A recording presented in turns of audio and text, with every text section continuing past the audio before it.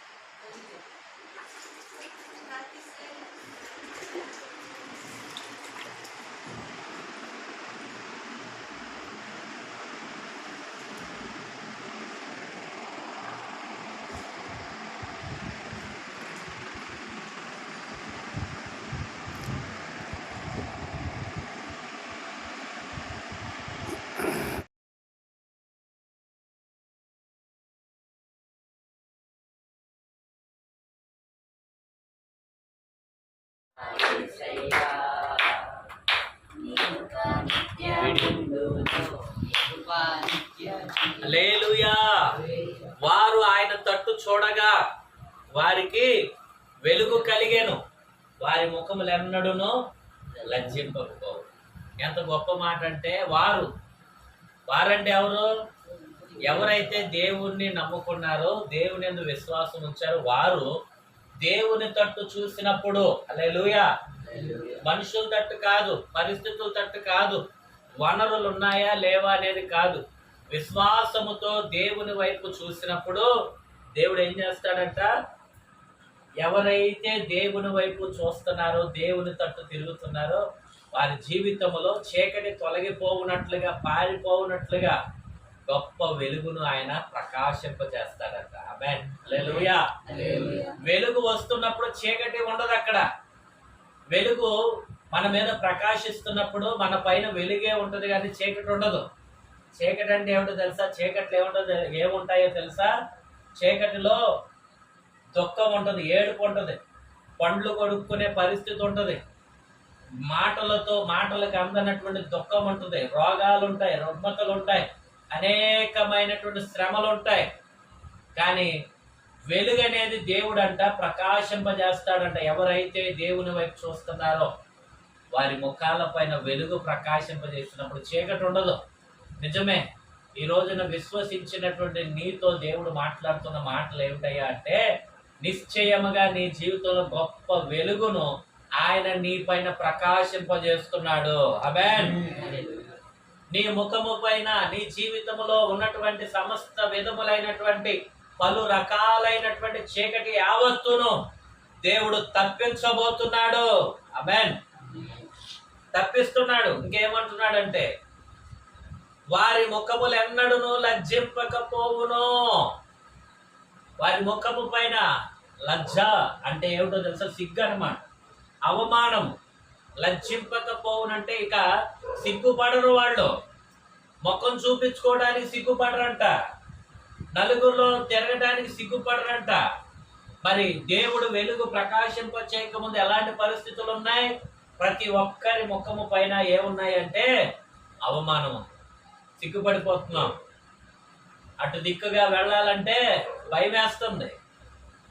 నింద, అవమానము, బాధాకరమైన పరిస్థితులు, సిగ్గు, ఇవన్నీ కూడా మన ముఖాన్ని చూపించుకోకుండా కప్పేస్తున్నాయి. దేవునికి ఎప్పుడైతే చెప్పుకుంటున్నామో దేవుడు తన ప్రజలతో మాట్లాడటం మొదలు పెడుతున్నాడు. దేవుడు తన ప్రజల జీవితాలలో వెలుగు ప్రకాశింప చేయటం ప్రారంభిస్తున్నాడు. అది మాత్రమే కాకుండా వారి ముఖము ఎన్నడూ కూడా సిగ్గుపడకుండా దేవుడు తలపైకి ఎత్తుకొని బ్రతికే జీవితాన్ని దేవుడు అనుగ్రహిస్తాడట. ఆమేన్. హల్లెలూయా. ఇంకేమంటాడు అంటే చూడండి, ఈ దీనుడు మొర్రపెట్టగా యెహోవా ఆలకించెను, అతని శ్రమలన్నిటిలో నుండి అతన్ని రక్షించెను. ఎంత గొప్ప మాట ఈ మాట. ఈ దీనుడు నువ్వు ఎలా అయిపోవాలో తెలుసా?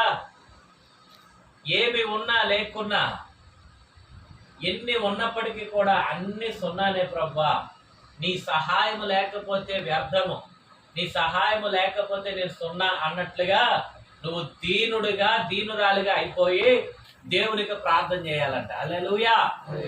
ఇవాళ రోజున విజయవాడ పట్టణంలో ధనవంతులు, ఆస్తులు ఉన్నవాళ్ళు, లేనివాళ్ళు, అధికారులు, ప్రజలు అందరూ ఒకటైపోయారు. వరద వచ్చేసరికి, ప్రమాదం వచ్చేసరికి ఎన్ని ఉన్నప్పటికీ కూడా ఏది మనల్ని కాపాడలేకపోతుంది.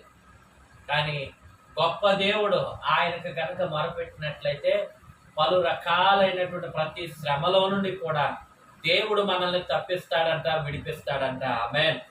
ఈ దీనుడు మొరపెట్టగా యెహోవా ఆలకించెను. ఎవరు వింటున్నా వినకపోయినా మనం ప్రార్థన చేస్తుంటే సర్వశక్తి కలిగినటువంటి ఆ సృష్టికర్తే ఆలకిస్తున్నాడంట. ఆమేన్.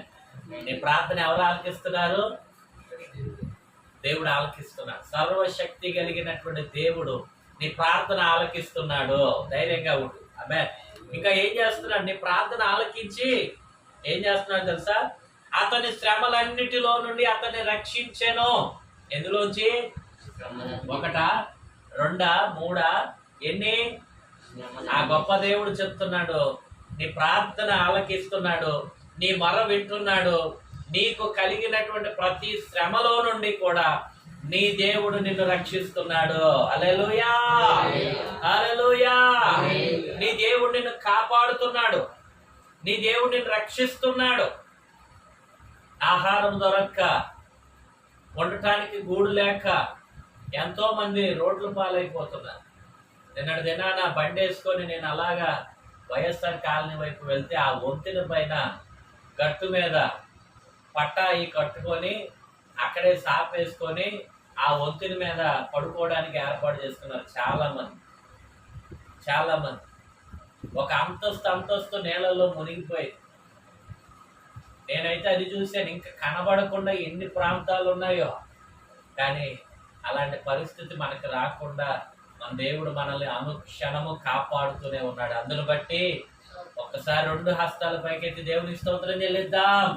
హల్లెలూయా, హల్లెలూయా. గొప్ప దేవుడు మనకున్నాడు. ఇంకా చూడండి 7వ చరణం, కీర్తనల గ్రంథం 34వ అధ్యాయం 7వ చరణం. యెహోవా యందు భయభక్తులు గలవారి చుట్టూ ఆయన దూత కావలి ఉండి వారిని రక్షించును. హల్లెలూయా. యెహోవా యందు భయభక్తులు గలవారి చుట్టూ ఆయన దూత కావలి ఉండి వారిని రక్షిస్తుంది. ఎవరుంటారంట?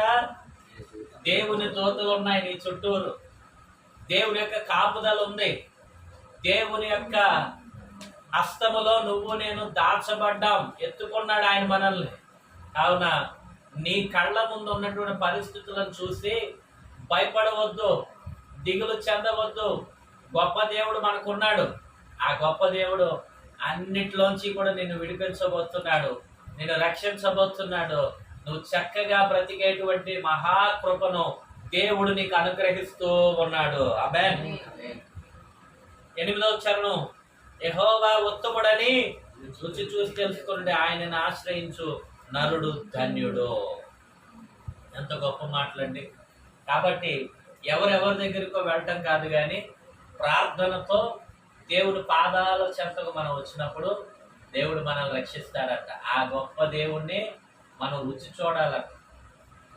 ఇంతవరకు కూడా ఇంకా యేసుక్రీస్తు వారిని నమ్ముకోకుండా, ఇంకా దేవుని యందు చర్చికి వస్తున్నావు కానీ ఇంకా ప్రార్థన చేయకుండా, దేవునికి ఏది కూడా చెప్పుకోకుండా ఒకవేళ నువ్వు ఉన్నట్లయితే ఈరోజు దేవుని వాక్యం చెప్తుంది, యెహోవా ఉత్తముడని రుచి చూసి తెలుసుకో. ప్రతీదీ ఆయనతో చెప్పు, ప్రతీదీ ఆయనతో మాట్లాడు, ఆయన ప్రార్థన చేయి, ఆయన దగ్గర విచారణ చేయి. ఆయన నీకు ఉత్తరం ఇస్తాడు. నీకు కలిగిన భయాలన్నిటిలోంచి విడిపిస్తాడు, నీకు కలిగిన శ్రమలన్నిటిలోంచి విడిపిస్తానంటున్నాడు. ఆ గొప్ప దేవుని నామాన్ని కొనియాడుతూ విశ్వాసముతో ఆయన సన్నిధికి రండి. దేవుడు మిమ్మల్ని మీ కుటుంబాలను ఆశీర్వదించును గాక. ఆమేన్.